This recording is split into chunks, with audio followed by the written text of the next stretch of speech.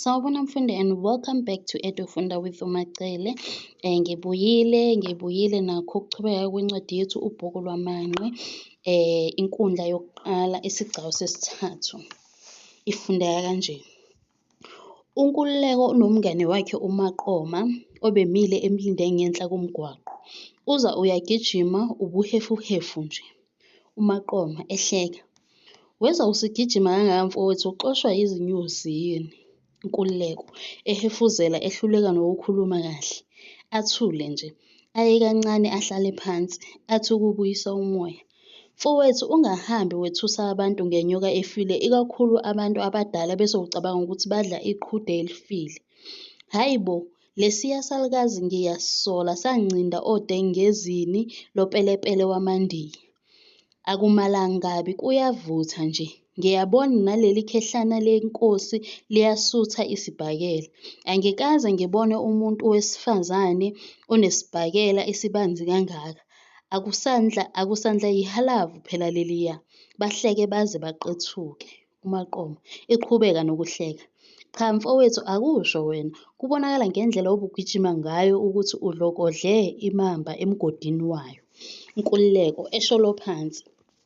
Imamba enophaphe ekhanda uqobo lwayo. Ngiphume ngesamagundane nami sengibona ukuthi isingimele ngenhla, ngeke ngisayidudula ngalezi zindukwana engihlome ngazo. Sengingabe ngizibizela iqulo lemnyovu. Hheyi ntanga, kepha ngibadelile uyezwa. Isalukazi lesiya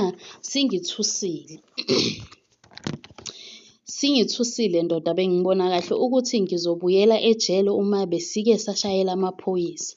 uMaqoma ebutha izinhlonze. Bese kwenze njani manje? Pho ngenxa yokuthi uphume ngesamagundane selugobile uphondo? Okungithokozisayo, kusho uNkululeko, okungithosayo wena mfowethu, sengiyihlomile kanti ngikwazile ukuhogela umkhondo wale nyamazane. Kuthiwa isephumula section. uMaqoma njengoba uze ugijima okwempunzi nje, ukwaze kanjani ukuhogela kanti ingathi beselikhiphe umzansi nje? Nkululeko cha, akubanga nzima ngoba ingale nkathi ngisayidlokodla emgodini wayo bengitshela ngozinyo bulala wabo ukuthi useganiwe kanti usephume owakhe umuzi usephumula. Mina ngizobheda nje. Ehleka kancane.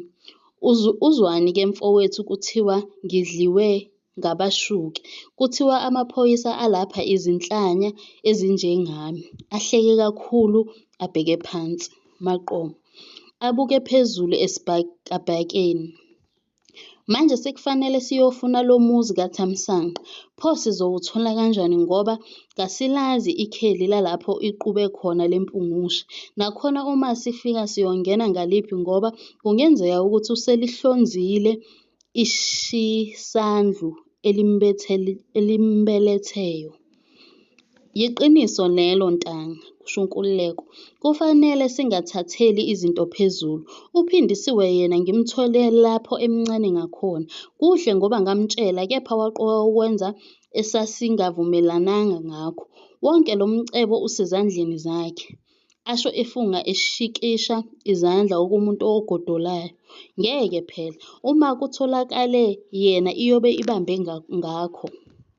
uMaqoma kufanele uqaphele ndoda yamadoda. Phela akudlalwa manje, kusemaphandwini wezingonyama lapha. Kufanele ucabangisise, uhambe ukhetha amabala ukuze umphumela ube nezithelo ezinhle. Nkululeko igama lelo mfowethu. Uyabona nje kufanele sizongame okwengulule icathamela inyamazane. Engikwaziyo nje ukuthi kuyogcina mina.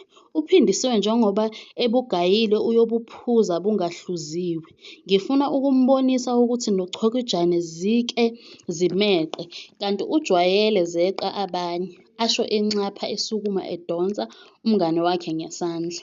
uMaqoma kufuneka isu elinohlonze ukuze ukwazi ukuthola okungokwakho. Ungeke wasebenzela ubala yonke leminyaka ubhadle ejele ngobala nje. Nkululeko kwafa umuntu mfowethu. Kungakho ngingephikisane nalo mzansi oqhamuka kabi. Kufanele ngishayele phansi. Mfowethu, ngibadelile phela labaya bantu. Kufanele ngilalise umhlwenga. Liyothi lapho liqubuka igagasi kuyobe izinkalo osebeni kuphindisiwe. Kuyilapho ngiyomphonsela khona intambo, ngimdonse uma naye ezabalaza ukuzitakula kulolu bhuku. Impilo yakhe iyobe isezandleni zami. Ehleka kancane kubonakala ukuthi uzishaya isifuba ngalokho akhuluma ngakho. Maqoma, uyazi Nkululeko, nginesu. Kunganjani ubonane noKholekile? Uyena engibona ukuthi unethuba elihle lokusondeza le ngcebo. Ezwe umoya wakhe uxokozela phezulu. Nkululeko, cha, asingamfaki kwamanje uKholekile. Kwesinye isikhathi angasuke ayone yonke lento. Phela ungakhohlwa ukuthi babezwana kanjani noPhindisiwe. Izinto zabantu besifazane ungeke waziqonda ungalokhu uthi isabambe ngakho kanti usubisha obhukwini ungazelele. Maqoma, Nkululeko, ungalokhu ucathamisa ukonwabi ngoba isikhathi kasilindile wena. Kufanele sisheshise siqede kusakhanya nje. Phela inkonyane ikhethwa kusakhanya ndoda. Kuhlwa ngomnyama, ethi ukuphakamisa izinyawo. Nkululeko, ukushwabuzela kungesize ngalutho ndoda ngoba iphutha elincane nje siyogqiza amasondo kaSigonyela. Kungangcono ngithi ngihlihla ejele ngibe ngazi ukuthi umcebo wezithukuthuku zami uyisangcobe engingasophinde ngisiphucwe muntu uma ngiqeda isigwebo. Ehleka. Maqoma, manje uthi kwenziwe kanjani? Ephenduka ebheka ngakuNkululeko. Nkululeko, inkomo kayihlatshwa ngomkhonto owodwa. Kufanele ngiphindele kulowa muzi wakwaMathonsi. Phela ibhubesi lifa lizendlalele liwubekile umyoco. Kufanele ngikhombise ukuthi ngangiqinisile. Ngiyazi uma ngibuya okwesibili bayocabanga ukuthi ngizokweyisa futhi kanti qha ngiphethe ubufakazi engangibuthembisile. Bayoqala bangilalelisise kahle. Kuyilapho-ke kuyoba lula ukugadla okwebululu selifudumele emuva kokushazwa ngamakhaza. Ahleke. Maqoma, ngokumangala, bufakazi buni lobu okhuluma ngabo?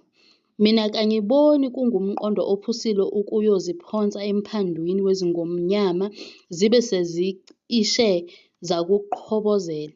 Uyothini usathi usadlisela kanti abakwasidlodlo bakulinde esangweni? Nkululeko, ngokunganaki, cha phela nabo kufanele bachaze ukuthi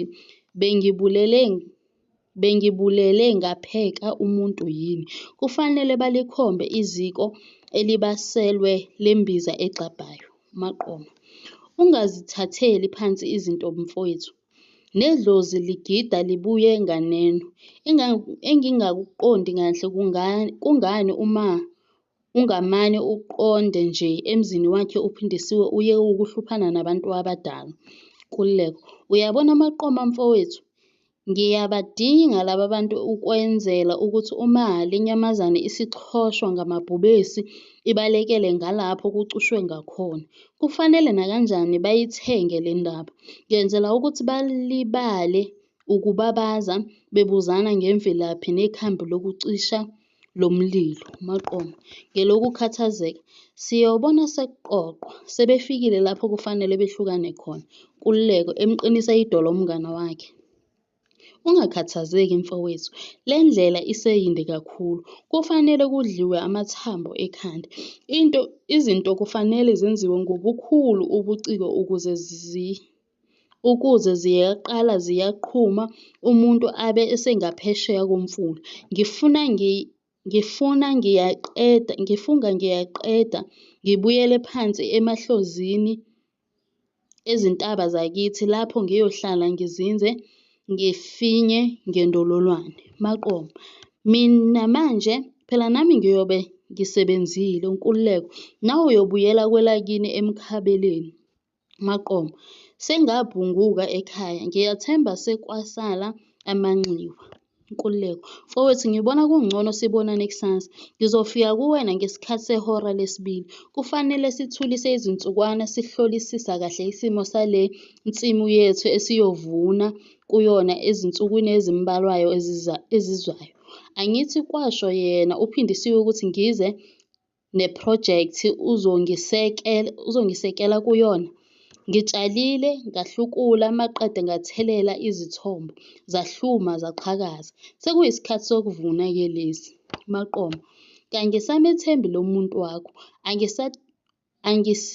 Angasidonsela amanzi ngomsele njengoba azi kamhlophe ukuthi isivumelwano akasigcinanga. Nkululeko: Ungahlupheki Maqoma, uyosigcina ngenkani. Senginalo icebo engiyolisebenzisa ekumphoqeleleni ukuthi agcine leso sivumelwano. Asihlukane insizwa yamabutho, bobabili beqhawulane. Isiyobonana kusasa-ke ntanga, bahlukane. Iphelela lapho inkundla yokuqala, isigcawu 3.